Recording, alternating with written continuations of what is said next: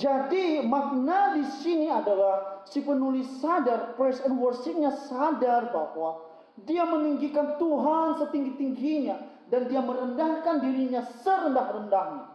Karena dia sadar dia tidak bisa hidup tanpa Tuhan. Itu makna praise and worship. Jadi saudara, ketika saudara memuji dan menyembah Tuhan, maka haruslah meninggikan Tuhan setinggi-tingginya saudara.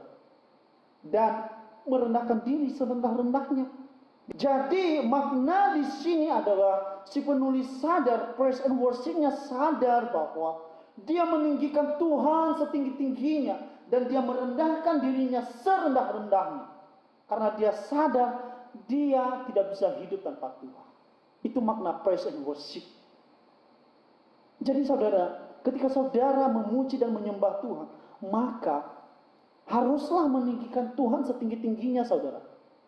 Dan merendahkan diri serendah-rendahnya. Selamat pagi semua jemaat Tuhan, Shalom. Kita bersyukur kepada Tuhan pada pagi hari ini diberikan kesempatan kembali untuk menikmati hadirat Tuhan. Kita bisa beribadah di rumah kita masing-masing, meskipun itu kita melakukannya melalui online atau kita mendengarkan siaran langsung dari gereja kita. Saudara yang terkasih, sebelum kita masuk di dalam perenungan firman Tuhan ini, mari kita meminta tuntunan Roh Kudus supaya kita diberikan kekuatan, diberikan hikmat untuk mengerti dan bahkan melakukan kebenaran firman. Mari kita bersatu di dalam doa Bapa. Bapa di surga, kami kembali bersyukur di hadapan Tuhan, di mana di pagi hari ini Tuhan berikan kembali kami kesempatan untuk menikmati hadirat-Mu melalui ibadah kami. Terima kasih Tuhan atas pemeliharaan Tuhan di dalam hidup kami. Karena sampai detik ini kami bisa hidup dan bernafas. Itu semua karena Tuhan yang pelihara kami. Terima kasih Tuhan Yesus. Kami telah menaikkan pujian kami di hadapan Tuhan. Ini tiba saatnya kami mau mendengarkan kebenaran firman-Mu yang akan meneguhkan, menegur dan menguatkan kami. Tolong kami Tuhan untuk mampu mengerti, memahami dan bahkan melakukan kebenaran firman. Berkati juga hamba-Mu yang penuh kehinaan, keterbatasan, kelemahan. Berikan kekuatan, berikan hikmat untuk menyampaikan kebenaran firman. Supaya kami bisa mengerti dan ketika dia menyampaikan, dia sampaikan dengan mudah. Terima kasih Tuhan. Kami serahkan ke dalam tangan Tuhan untuk pemberitaan firman ini. Engkau Allah yang berkata-kata bagi kami melalui hamba-Mu. Di dalam nama Yesus Kristus kami berdoa dan mengucap syukur. Haleluya. Amin. Saudara yang terkasih, dalam nama Yesus Kristus kembali saya menyapa kita. Shalom. Sekali lagi shalom. Saudara, sungguh satu kebanggaan dan satu keistimewaan ketika Tuhan kembali memberikan kita hati, kembali memberikan kita kerinduan untuk menikmati hadirat-Nya melalui ibadah kita. Saudara, kurang lebih kita sudah 6 bulan di rumah, di mana kita melakukan kegiatan kita melalui di rumah, dan tidak terlepas juga itu adalah ibadah kita melalui online atau streaming yang kita saksikan pada saat ini.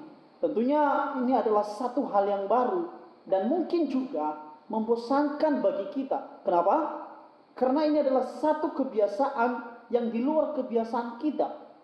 Artinya kalau kita yang dulu beribadah secara komunal atau bersama-sama, sesudah ibadah kita pulang gereja, kita cipika-cipiki, salaman satu dengan yang lain, ngobrol, menikmati hidangan ataupun perjamuan kasih. Maka sekarang berbeda saudara.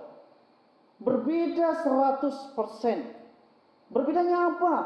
Kita beribadah melalui online dan tidak ketemu satu dengan yang lain. Itu yang membedakan kita. Tentu ada satu kerinduan di dalam hati kita untuk menikmati kembali ibadah-ibadah yang dahulu kala atau yang seperti biasanya. Nah, saudara, tentunya tema yang pada pagi hari ini kita akan renungkan bersama-sama tidak terlepas dengan apa yang kita alami. Saya mengambil tema bagi kita pada pagi hari ini adalah kerinduan kepada Allah. Sekali lagi, temanya adalah kerinduan kepada Allah.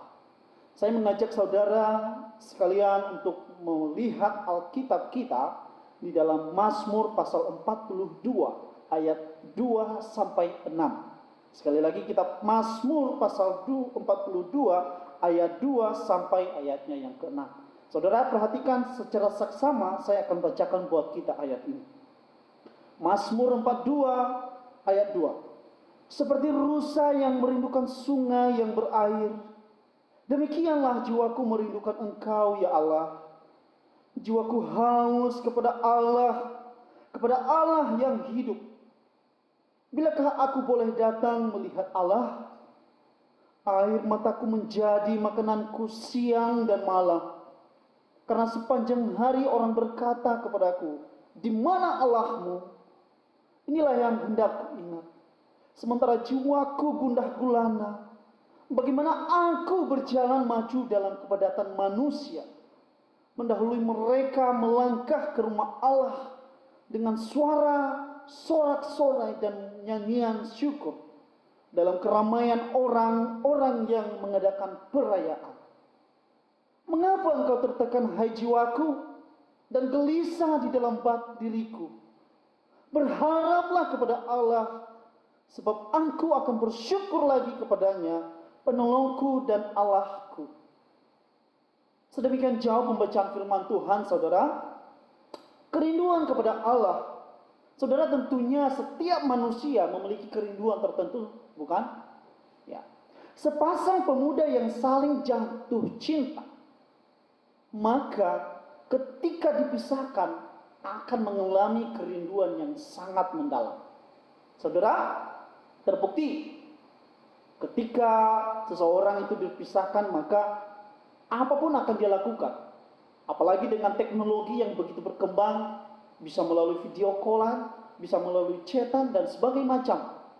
Padahal yang ditanya melalui chat itu cuma, sayang, udah makan belum? Udah mandi belum? Udah tidur belum? Bagaimana kabarmu? Itu tok, nggak ada yang lain, saudara. Nggak ada isi lain dari chat tersebut, dari video callan tersebut. Cuman itu saja. Tetapi kerinduan itu dilampiaskan melalui itu. Kenapa? Telah jatuh cinta. Seseorang yang sedang jatuh cinta, maka kerinduan itu adalah satu bagian yang tidak dipisahkan dari dirinya.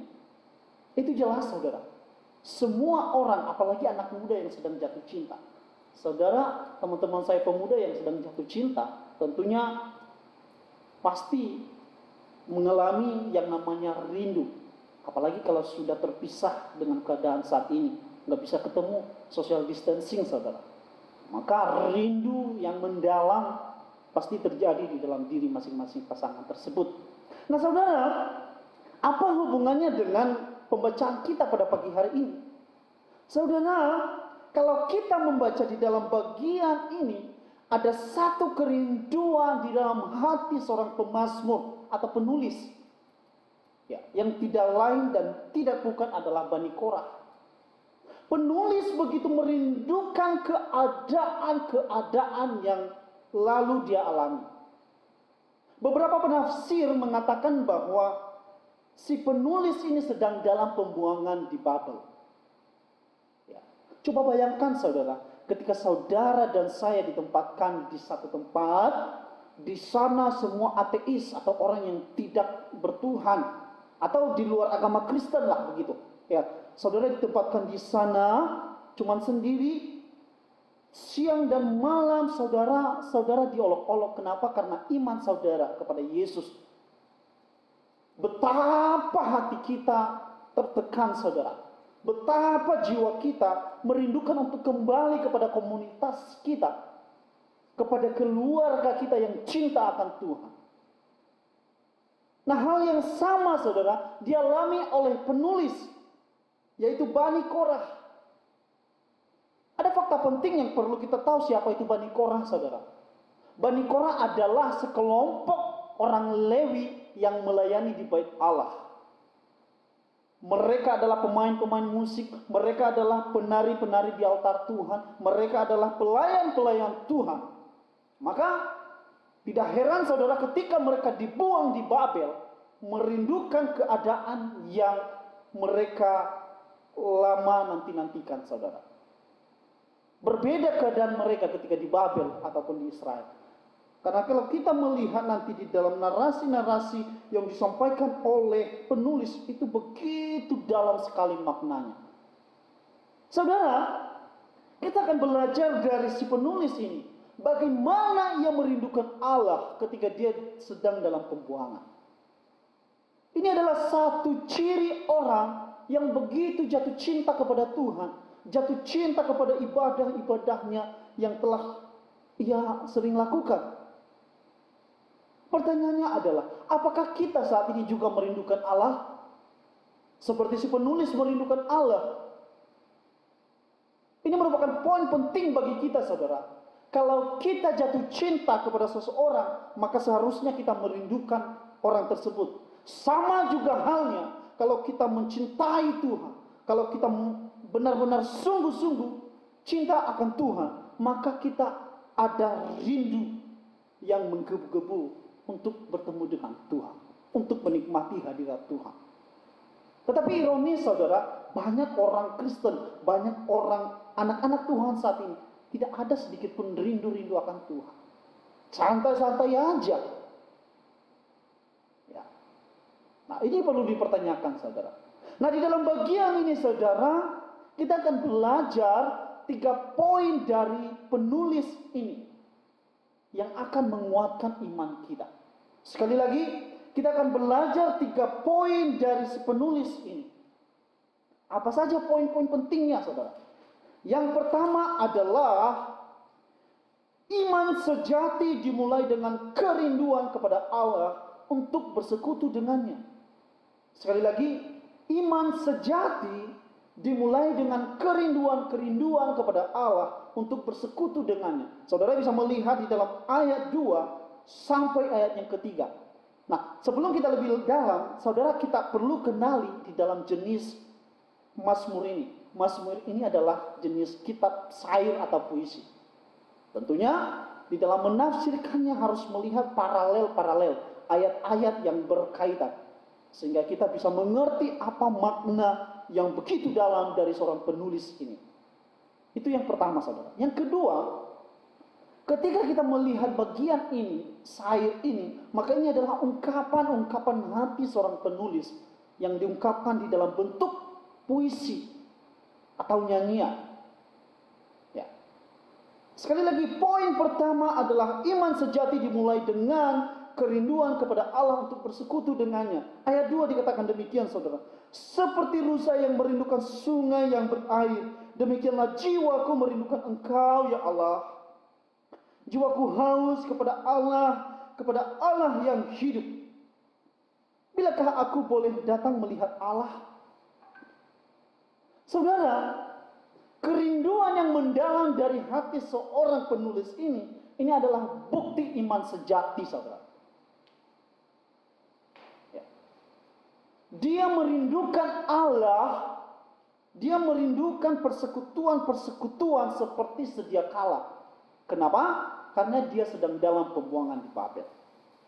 Bayangkan saudara, dia sedang di antara orang-orang yang tidak seiman dengan dia. Siang malam dia diolok-olok, saudara. Nanti kita akan melihat di ayat 4. Bahkan orang bertanya, di mana Allahmu? Tunjukkan Allahmu. Kalau memang kau punya Allah, tentu dong Allahmu menolong engkau untuk melepaskan engkau dari jerat ini. Tentu Allahmu akan membebaskan kamu dari pembuangan ini. Ini jelas, saudara. Satu tantangan yang dialami oleh si penulis, yaitu Bani Korah. Kerinduannya adalah dia umpamakan seperti rusa yang merindukan sungai yang berair, saudara. Ini jelas, saudara. Jelas sekali bagaimana seekor rusa itu tidak bisa hidup tanpa air. Sama juga manusia. Tetapi ini lebih dalam maknanya, saudara. Dia merindukan Allah itu seperti seekor rusa yang merindukan air. Mengapa? Karena si penulis sadar bahwa dia tidak bisa hidup di luar Allah Israel. Ini jelas, saudara. Sekali lagi, mengapa si penulis begitu rindu? Karena dia sadar bahwa dia tidak bisa hidup di luar Allah Israel. Oleh sebab itu dikatakan demikian, Seperti rusa yang merindukan sungai berair, demikianlah jiwaku merindukan Engkau ya Allah. Ini merupakan ungkapan hati yang terdalam dari seorang penulis. Bagaimana ia merindukan suasana di dalam kekeluargaan, di dalam bait Allah. Ya. Dia menikmati hadirat Allah di sana, saudara. Tetapi sekarang dia sedang dalam pembuangan yang begitu menghimpit jiwanya, begitu menekan jiwanya, saudara.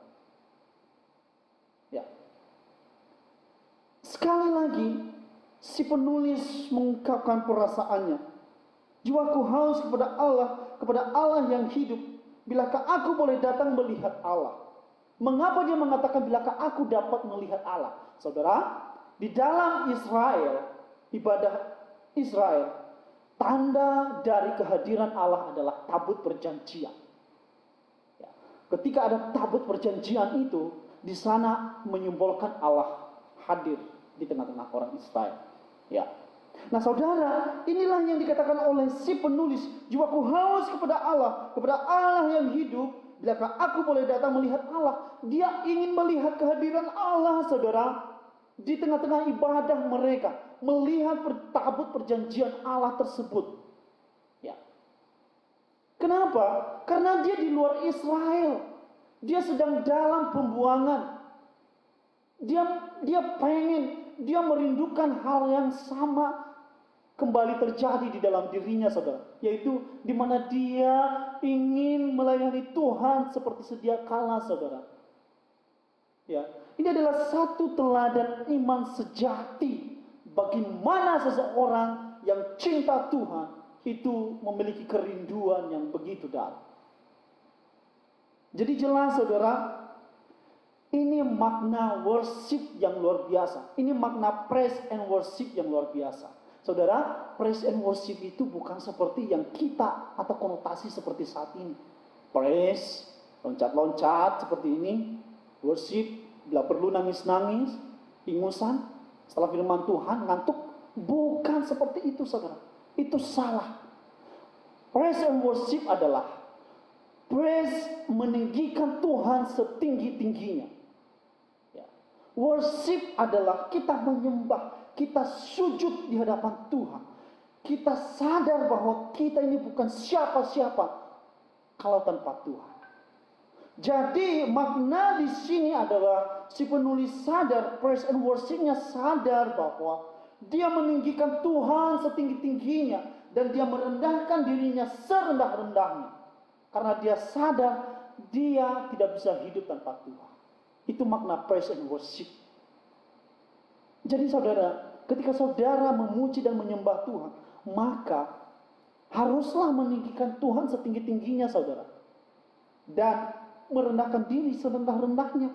Di dalam tradisi orang Yahudi, ketika mereka menyembah, ketika mereka berkabung, itu di kepala ditaburin abu, menunjukkan bahwa mereka sedang berkabung, sujud di hadapan Tuhan. Saudara, ketika peristiwa orang Israel atau Yosua, pasukan Yosua dikalahkan oleh bangsa Ai, maka apa yang dilakukan oleh Yosua dan semua pegawai-pegawainya? Dia mengatakan, marilah kita berkabung, lepaskan kain kalian, taburlah debu atau abu di kepala kalian sebagai tanda perkabungan. Nah, itu adalah wujud menyembah, worship. Kita ketika menyembah, worship God itu, kita merendahkan diri serendah-rendahnya dan praise meninggikan Tuhan setinggi-tingginya. Itulah makna praise and worship. Bukan mau menyenangkan diri kita, saudara. Bukan dengan nada-nada yang menarik. Saudara, di dalam Mazmur ini tidak ditulis notasi-notasi, tetapi teks yang luar biasa. Jadi inti dari worship, lagu-lagu yang kita nyanyikan itu adalah teks-teks dari Alkitab. Teks yang meninggikan Tuhan. Teks yang menunjukkan bahwa kita ini bukan siapa-siapa kalau tanpa Tuhan. Itu makna worship and praise. Jadi saudara, sekali lagi iman sejati dimulai dengan kerinduan kepada Allah untuk bersekutu dengannya. Nah, maka mari kita koreksi diri kita. Di mana posisi kita saat ini? Apakah kita memiliki iman yang sejati? Apakah kita hanya sekadar memuaskan diri? Mari kita pertanyakan di dalam diri kita masing-masing, saudara. Kita sudah 6 bulan berlalu, saudara. Tidak ibadah komunal. Saya percaya saudara dan saya pasti merindukan seperti apa yang dirindukan oleh penulis. Kita pengen ibadah kembali di gereja bersama-sama, bukan? Kita pengen menikmati firman Tuhan itu duduk diam di bangku dengan berinteraksi sama pengkhotbahnya, sama WL-WL-nya. Lalu ketika kita pulang, kita pengen, saudara, untuk kembali bersalaman, cipika-cipika dengan sepupu ataupun saudara kita, suami dan istri. Menikmati hidangan ataupun perjamuan kasih. Situasi yang dialami penulis, saya percaya ini kurang lebih sama seperti apa yang kita alami saat ini, saudara. Kita merindukan ibadah kita seperti sedia kala, saudara.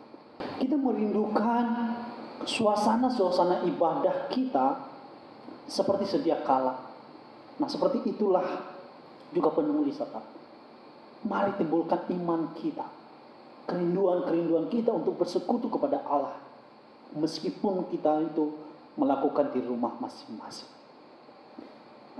Lalu poin yang kedua, saudara, ini penting, bertentangan dengan poin yang pertama. Poin yang kedua adalah indera mengeluhkan kegelapan yang menyelimuti keadaan saat ini. Sekali lagi, indera menyelimuti ataupun mengeluhkan kegelapan yang menyelimuti keadaan saat ini. Nah, kalau tadi di awal iman sejati dimulai dengan kerinduan kepada Allah untuk bersekutu, maka poin yang kedua adalah sebuah keluhan dari seorang penulis, saudara. Ini adalah dinamika hidup, saudara. Dinamika kehidupan seseorang di dalam mengiring Tuhan. Ada naik, ada turun, ada naik, ada turun. Tetapi seharusnya sebagai orang percaya kita makin hari makin naik.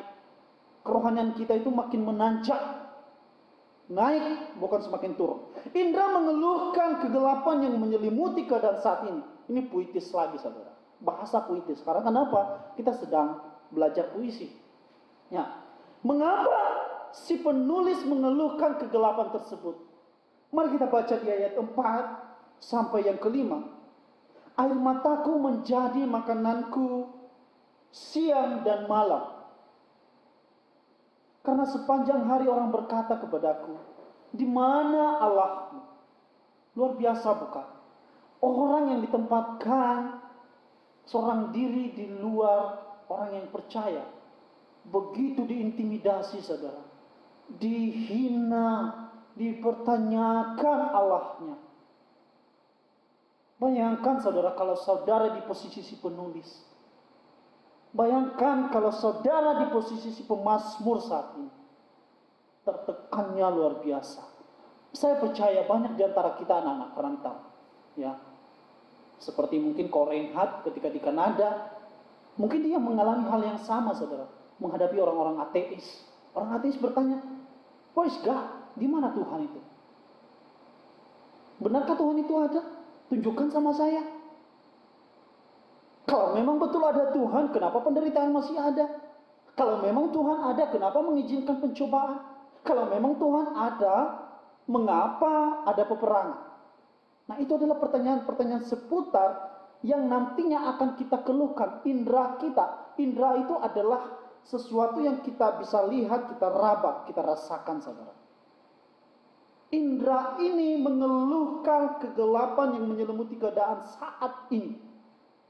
Jadi kembali si penulis berkeluh kesah, saudara, di dalam keadaan yang ia alami. Karena kenapa? Bertubi-tubi, saudara, orang pertanyakan kepada dia, kenapa kalau ada Tuhanmu, kamu dibuang seperti ini? Di mana Allahmu yang hidup itu, yang sering kau bilang, Tuhan itu maha kuasa? Tunjukkan sama saya.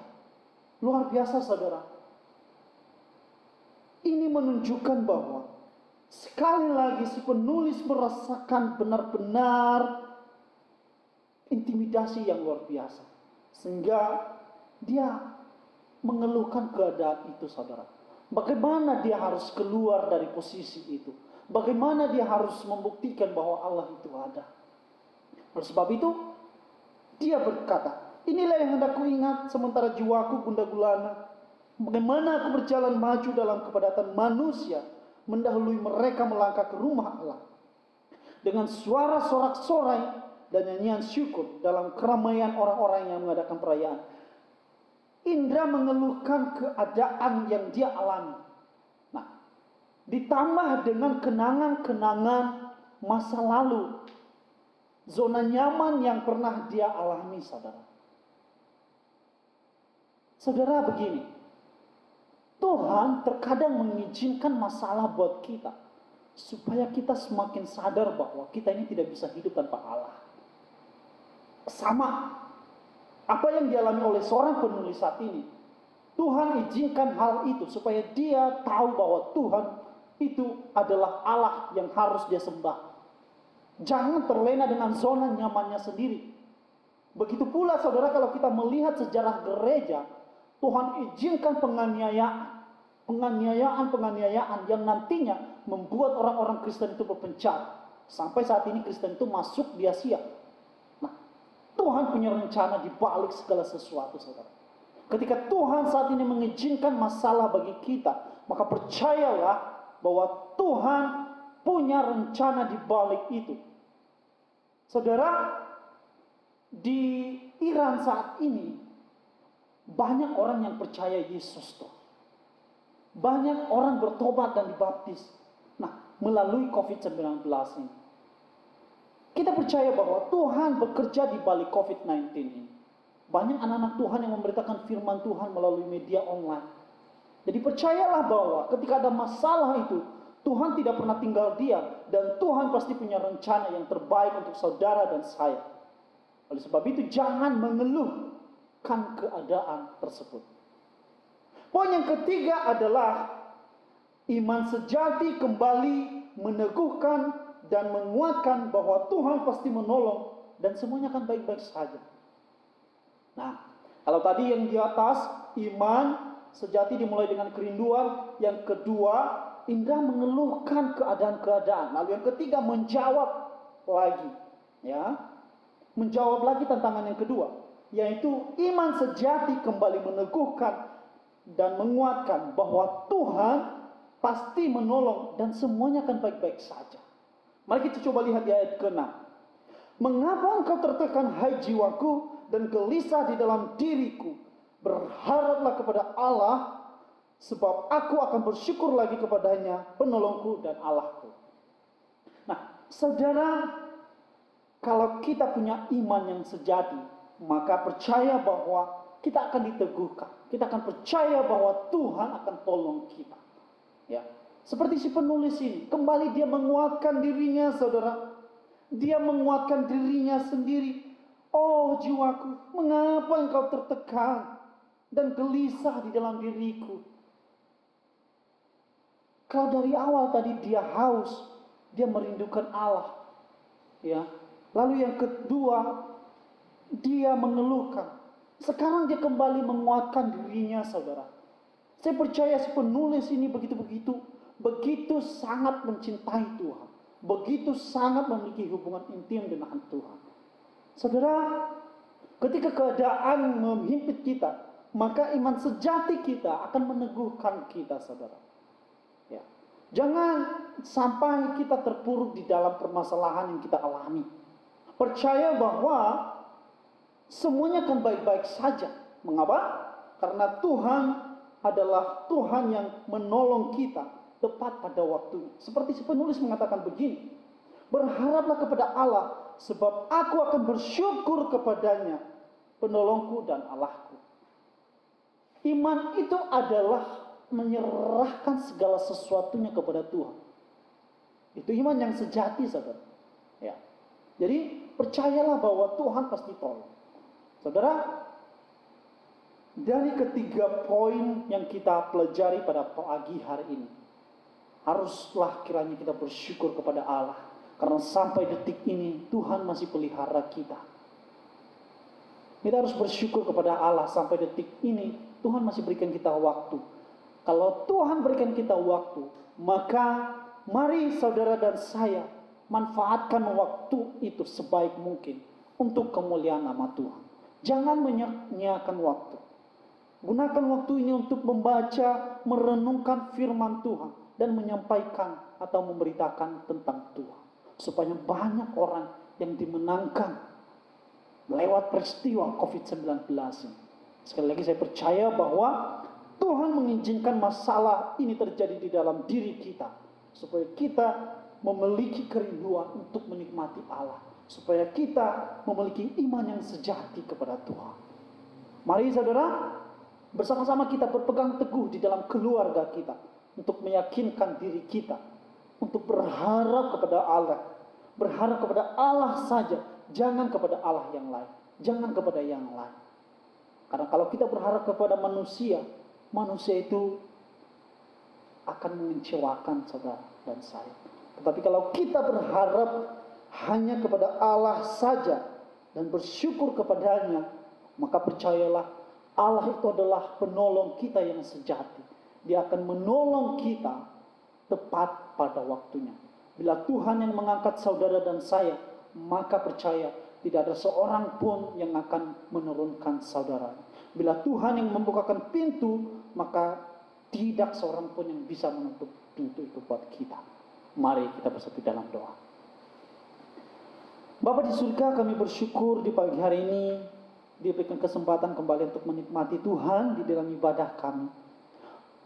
Tolong Tuhan berikan kami kerinduan-kerinduan yang mendalam akan Tuhan.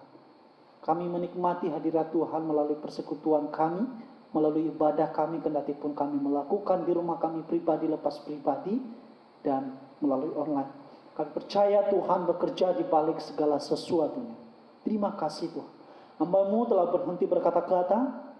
Kami percaya Engkau Allah adalah Roh Kudus yang berkata-kata pribadi lepas pribadi kami.